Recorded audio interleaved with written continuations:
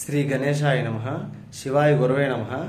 ఆత్మస్తుతి, పరనింద ఈ రెండు మంచివి కావని మన రామాయణ మహాభారతాది ఇతిహాసాలు మన పెద్దలు చాలా సందర్భాల్లో చెప్పారండి.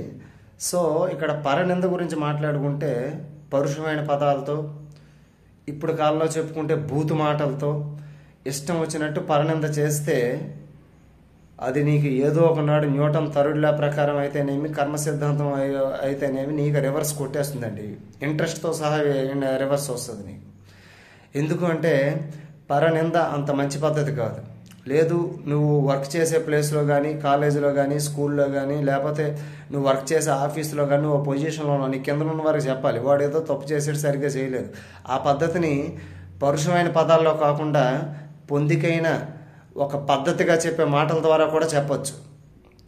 వాడితో సరిగ్గా వర్క్ చేయలేదు, ఆ విషయాన్ని అక్కడ నీకు హయ్యర్ అథారిటీకి నువ్వు ఇన్ఫామ్ చేయొచ్చు. లేదా నువ్వే హెడ్ అయితే వాడు ఇంకా వర్క్ చేయలేడు అన్నప్పుడు వాడిని వర్క్ నుంచి రిమూవ్ చేసివచ్చు, తొలగించవచ్చు. కానీ పరుష పదాలు, బూతులు, ఇష్టం వచ్చినట్టు క్యారెక్టర్ అసాసినేషన్ అంటారు ఇంగ్లీష్ టెర్మినాలజీలో, అలాంటివి మాత్రం పనికిరాదండి. పరనింద అంటే రామకృష్ణ పరమహంస అన్నట్టు పరనింద అంటే నిజానికి నిన్ను నిందించుకున్నట్టే. శ్రీకృష్ణ పరమాత్ముడు భగవద్గీత 2వ అధ్యాయం సాంఖ్యయోగంలో ఒక అద్భుతమైన మాటను చెప్తాడు. కర్మణ్యేవాధికారస్తే మా ఫలేషు కదాచన మా కర్మ ఫలహేతుర్భూ మాతే సంగోస్వకర్మని. భగవద్గీత సాంఖ్యయోగం 2వ అధ్యాయం 47వ శ్లోకం. కర్మ అంటే పని, నీ కర్తవ్యాన్ని నిర్వర్తించడంలో నీకు అధికారం ఉంది, కానీ కర్మ ఫలితాన్ని ఆశించే హక్కు లేదు. కర్మఫల ప్రదాత ఈశ్వరుడు. బట్ నీ కర్తవ్యాన్ని నిర్లక్ష్యం చేయకు, నీ కర్తవ్యాన్ని సిన్సియర్గా ఫుల్ ఎఫర్ట్ పెట్టి చేయి, రిమైనింగ్ ఈశ్వరుడికి విడిచిపెట్టి అని చెప్తాడు. సో నిజానికి పరనింద అనేది అస్సలు చేయకూడదండి. చెప్పేది పద్ధతి అయిన మాటల ద్వారా కూడా ఇది పద్ధతి కాదు అని చెప్పొచ్చు. అయితే కోపం చూపించకపోతే వ్యవస్థ, సిస్టమ్ ముందుకు నడవదు. కోపం చూపించడం అవసరమే, బతిమాలితే ఎవడు పనిచేయడు కింద ఉన్నాడు. అటువంటిప్పుడు కోపం మన ముఖంలో ఉండాలి తప్పించి మనసులో కోపం ఉండకూడదండి. మన మనసులో స్థానం ఉండాల్సింది ఒక ఈశ్వరుడికి మాత్రమే. సో పరనింద అస్సలు పనికిరాదు.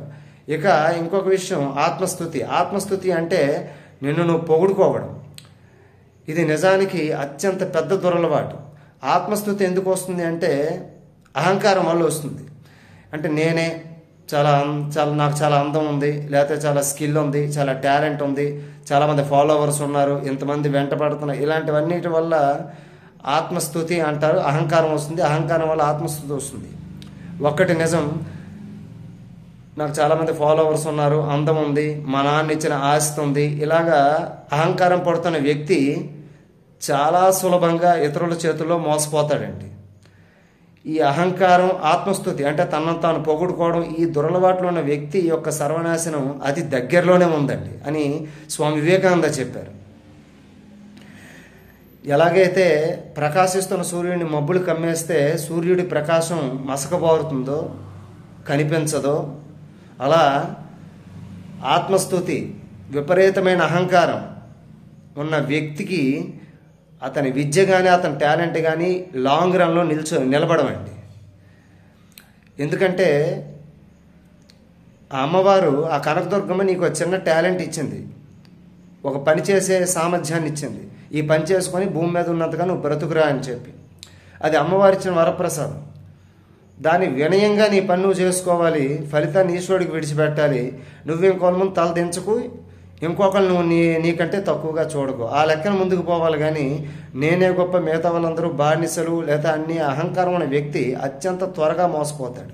ఎప్పుడైనా చూడండి, ఇప్పుడు సొసైటీలో చదువు రాని వాళ్ళు మోసపోకుండా బాగానే ఉంటున్నారు. మోసపోతున్న వాళ్ళు బాగా చూసుకోండి, చదువుకుంటున్న వాళ్ళే ఎక్కువగా మోసపోతున్నారు. ఆడపిల్లలు కానీ మగపిల్లలు కానీ ఎవరు ఎడ్యుకేటెడ్ పర్సన్స్, హైలీ ఎడ్యుకేటెడ్ అనుకున్న వాళ్ళే రకరకాలుగా మోసపోతున్నారు.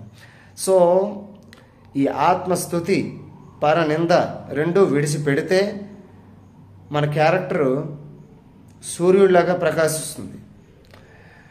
ఇక్కడ ఒక విషయం గుర్తుపెట్టుకోవాలి, ఎంత జాగ్రత్తగా ఉన్నా కొన్నిసార్లు మనలో కొన్ని మానసిక బలహీనతలు తలెత్తాయి. అందుకే కనీసం రోజులో ఒక 10 నిమిషాలన్నా నువ్వు ఏకాంతంగా మీ ఇంట్లో దగ్గర కూర్చొని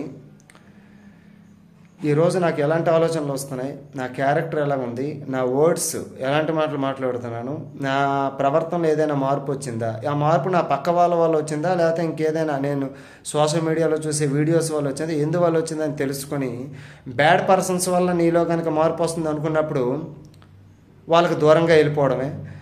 చెడు అలా ఆలోచనలు ఎలా తొలగించుకోవచ్చు అంటే గ్రేట్ లీడర్స్ వివేకానంద, స్వామి రామ, ఇలాంటి రామకృష్ణ పరమహంస ఇలాంటి వాళ్ళ బుక్స్ చదవడం ద్వారా, భగవద్గీత లాంటి బుక్స్ వాటి అర్థం తెలుసుకొని చదవడం ద్వారా నీ చెడు అలవాట్లను మార్చుకోవచ్చు, నీ క్యారెక్టర్ బిల్డప్ అనేది చేసుకోవచ్చు అండి.